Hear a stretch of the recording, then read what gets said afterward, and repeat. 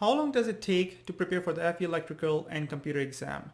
This is one of the most frequently asked questions that I get from students. And in this video, we're going to go over the timeline and the estimates that you should give yourself while preparing for the FE electrical and computer exam.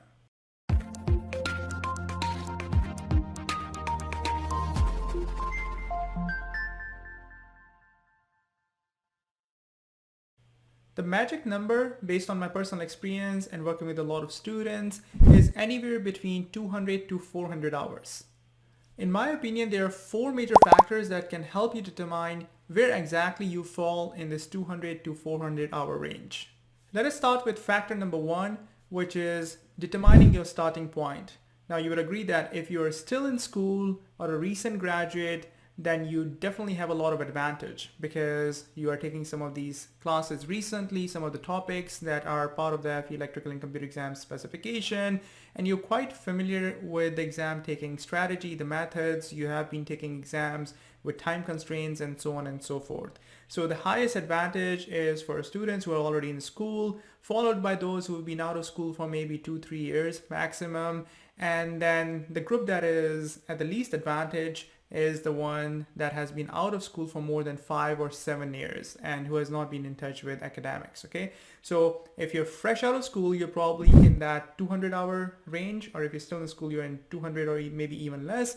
And if you've been out of school for a while, then you are pushing that 300-hour to 350 hours or 400-hour limit. The other thing that when I have students enroll in my course, when we do one-on-one coaching call, I ask them whether they have failed this exam previously or not, whether it's the first time that they're taking this exam.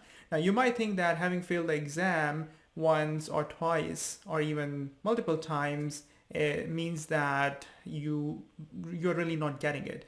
But to be quite honest, you can look at it positively because now you are familiar with the exam taking strategy, you're familiar with the format, you obviously would have done some studying or maybe a lot of studying before taking the exam. So your starting point is not at zero, is not at square one, you're probably at 40%, 50%, 60% mark, and you need that additional boost, you need that incremental improvement. So your past attempts, although they are scary, nobody wants to fail the exam, but I have a lot of students who use other resources and then they basically enroll in my course. You started using my books and additional resources, and I tell them that your past attempts, if you look at them positively, they should be a source of confidence for you because now you know what you're dealing with and you exactly know where your gaps in understanding and the deficiencies are so that we can tackle them. Factor number two is the intensity of your effort, or to put it simply, the number of hours that you're putting in. Although students get fixated on the duration, how many months, how many weeks, how many hours it's going to take me to prepare for this exam, but a lot of times they overlook the fact that equally important, if not more important, is the level of intensity, the number of hours that you're putting in each week, and what you are doing during those hours. You can be studying with an open book in front of you or the course in front of you, but if you're zoned out, then that's not focused effort. Focused effort and active learning is really what's needed in order to get the job done. So let us assume that with that 200 to 400 hour range, you fall somewhere in between. That is at 300 hours. Now, if you're putting in 10 hours per week, it's going to take you 300 divided by 10, which is equal to 30 weeks, which is about 7.5 months. Now, if you were to increase the level of intensity to 15 hours, then 300 divided by 15 is 20 weeks, which is 5 months. And then if you were to further crank it up to 30 hours per week, which for a lot of people who are working full time, it is not even possible. So let's say hypothetically, you're able to somehow put 30 hours each week. If that is the case and you fall in that 300 hour bracket, then 300 divided by 30 is equal to just 10 weeks, which is basically 2.5 months.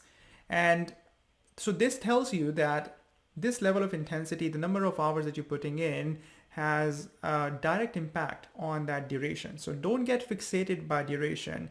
Focus on the number of hours that you're putting in every week in order to maintain that momentum, and also be very, very vigilant how you're spending every hour. Okay, if your hour is being distracted by YouTube, by Netflix, by checking WhatsApp messages, by being constantly interrupted, by being constantly disrupted, then obviously that hour is probably just half an hour of focused effort, and the remaining time is just overhead. So you have to be very, very careful and very conscious in terms of how you are putting that time in, how much you are putting in, and how frequently you are studying. So momentum and the level of focus that you are giving to your studies is equally, if not more important than the simple duration that students are worried too much about. The third factor is exam preparation strategy. I have a dedicated video where I go about how we can tackle 17 huge sections of FE Electrical and Computer Exam Specification that practically covers your entire undergraduate electrical and computer engineering coursework. There are two extreme approaches that I've seen students take when it comes to exam preparation strategy. There are those students who want to get over with it as soon as possible, and they're willing to do whatever is necessary to make it happen within a month, within 1.5 months, or maximum of 2 months. They just want to put in all the amount of effort, time, resources to get over with it. On the other extreme, there are other groups of students who want to get the FE exam done, but it is not so urgent for them. Okay, it is something that they know they have to do at some point in their career in order to give it a boost, whether it's their employer asking them to do it, whether it is part of their career development plan. But that level of intensity or the burning fire is not as strong as the first group. Now, both of these extremes, I've encountered several students mostly on this extreme where they know that they have to do, but procrastination or other commitments, because of multiple reasons, they're just not able to pull the trigger. Whereas very few students give themselves 1 month or 1.5 months, because by the time you get started with this exam, you realize that there's a lot that needs to be done. I think moderation is the key over here. If you give yourself a realistic timeline, and as part of this exam strategy, one thing that I can definitely advise you or recommend you to help improve your chances of sticking with the timeline is to actually book the exam. Now, it's a chicken and egg issue, because you'll be saying that, okay, Wasim, how do I know when I'm going to be ready? Because until I don't know, how can I book the exam, right? On the other hand, if you actually book the exam with an estimated timeline, then you have a set goal to work towards. There's a law called Parkinson's law, and it says that the amount of time that we allocate to a particular activity gets filled up regardless. So if you give yourself 1 hour to do an assignment which would take you 10 minutes, most likely you're going to take an entire hour, or maybe even a little bit more than the entire hour. But if you give yourself just 15 minutes to get that job done, chances are that you are going to end up doing the same, very similar quality work within 15 minutes. And this is why a lot of students tend to think that they work very well under pressure. That is the day before the exam, the day before the assignment, the day before the quiz, and so on and so forth. The reason is that at that point in time, you really don't have anything that will allow you to sort of push that particular deadline out, because the exam is next day. You really have to make use of the time that you have between now and the exam day, and so on and so forth. But conversely, if you actually give yourself a tight timeline and you're able to estimate based on your learning style, based on your schedule, that okay, over the next 3 months, 4 months, or maybe 5 months, I don't have a lot of things going on in terms of my job, or a lot of things going on in my personal life, so I can allocate a lot of focus time, right? But if you realize that the next few months are going to be busy because I'm involved in a commissioning activity or a startup, I'll have to visit multiple clients, and there are a lot of tight timelines that I have to meet at work, or there's something going on in your personal life, then obviously it would be unrealistic to give yourself a 3-month exam preparation timeline, because realistically you won't even be able to put in the necessary amount of 300 hours or 200 hours or 400 hours as we discussed. But regardless, so depending on your situation, the key over here is to come up with a rough estimate of how long it's going to take you, and then as part of the exam preparation strategy, fix that date and work towards it, because it will give you a concrete goal that you can continuously on a daily basis motivate yourself towards, and maybe also create that pressure situation, or maybe create that healthy stress for yourself that will help you motivate and study on a regular basis. The fourth and final factor that will determine your exam preparation timeline are the exam preparation resources that you end up using.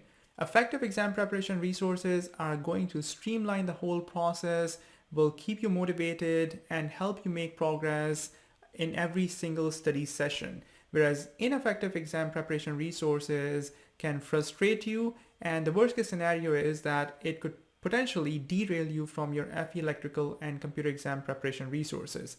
Effective exam preparation resources are going to make sure that you learn what you need to learn for the exam without going in too much detail or without just skimming through the surface. Because at the end of the day, in order to pass this exam comfortably, you need to have a solid understanding of the theoretical concepts combined with a lot of practice. And when you combine these two approaches, then you can tackle the theoretical type of problems as well as the numerical type of problems.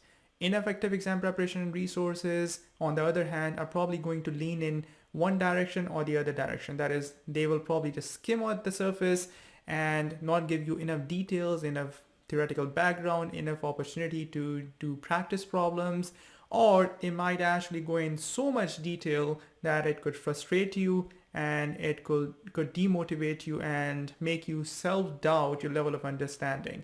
So the fine balance is somewhere in between, where you are making progress, you're not oversimplifying anything, and you are not going in unnecessary depth and detail. Because remember, this is fundamentals of engineering. You're basically being tested on 17 huge specification items, sections, which range from math to software engineering and everything in between. So using effective exam preparation resources can be a game changer in your journey of FE electrical and computer exam preparation. To summarize this video, the number of hours that you need to prepare for the FE electrical and computer exam ranges anywhere between 200 to 400 hours. And the four factors that we discussed that will help you determine where you fall within that range are, first of all, your starting point, whether you're freshly out of school, whether you're still in school, or you've been out of school for a while, and whether you have attempted this exam in the past or not. The second is the level of intensity and the number of hours that you're putting in every single week. The third one is your exam preparation strategy, whether you want to take an intensive approach and whether you are committed to setting a particular deadline and working towards it, or whether it's something that you know that you need to do, but you're not very clear about it in terms of timeline, and you will do it whenever you feel like doing it. This is a risky strategy. So is the first one, because burning yourself out in a small amount of time and putting in too much effort, especially if when you're faced with disappointment, it can really derail you, and it is not necessarily a well-balanced and healthy approach, and it probably won't work for a lot of other students. So moderation is the key over here. And the fourth final factor that determines your exam preparation timeline is the resources that you're using. Try and make use of effective exam preparation resources, because they are going to help you stay on track, keep you motivated, streamline your exam preparation effort, and make this journey a lot easier. Whereas ineffective exam preparation resources are going to make an already difficult exam even much more harder. And the final takeaway that I'd like you to get from this video is that no matter how long you estimate that this exam is going to take you, my advice is to get started. The more you put it off, the harder it's going to get. And you can do your research online, you can talk to your colleagues, to your friends. Everyone will most likely say that they should have taken this exam while they were still in school or when they were out of school. But even right now, it's not too late, because if you were to take this exam next year, it's going to be more difficult. And 2 years down the road, it's going to be even more difficult. So if you're committed about pursuing the PE license, get into it right away and make time for this particular project. Try and allocate and strategize your schedule so that you can get started. So the single advice that I can give you in terms of this discussion of the exam preparation timeline is just to get started as soon as possible. Thank you.